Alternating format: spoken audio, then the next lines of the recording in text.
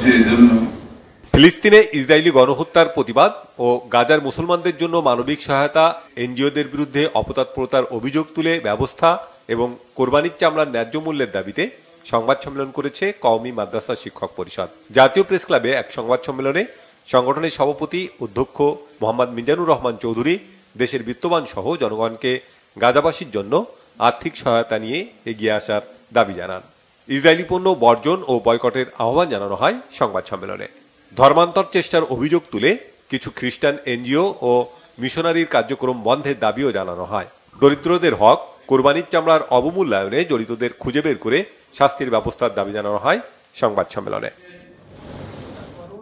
জাতিসংঘ শান্তিরক্ষা মিশনে সততা, পেশাদারিত্ব ও আন্তরিকতার সাথে দায়িত্ব পালন করতে কন্টিনজেন্ট সদস্যদের প্রতি আহ্বান জানিয়েছেন বিমান বাহিনী প্রধান এয়ার মার্শাল হাসান মাহমুদ খান।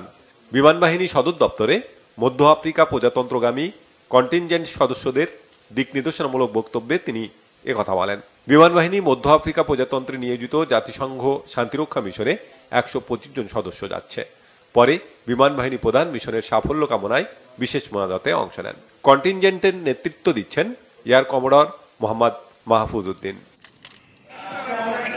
নির্যাতনের শিকার অসচ্ছল নেতাকর্মীদের মাঝে ঈদ উপহার ও অটোরিকশা বিতরণ করেছে সিরাজগঞ্জ জেলা বিএনপি। বিকালে পৌর ভাসানী মিলন আয়তনে এই অনুষ্ঠানে জেলা বিএনপি সভাপতি রুমানা মাহমুদ ও বিএনপির জাতীয় নির্বাহী কমিটির সদস্য, জেলা বিএনপি সাধারণ সম্পাদক সাইদুর রহমান বাচ্চু সহ বিএনপি ও অঙ্গ সংগঠনের বিপুল সংখ্যক নেতাকর্মী উপস্থিত ছিলেন। সিঙ্গাপুরের মেরিনা বে স্যান্ডস এক্সপো অ্যান্ড কনভেনশন সেন্টারে হয়ে গেল রিটেল এশিয়া অ্যাওয়ার্ডস 2024।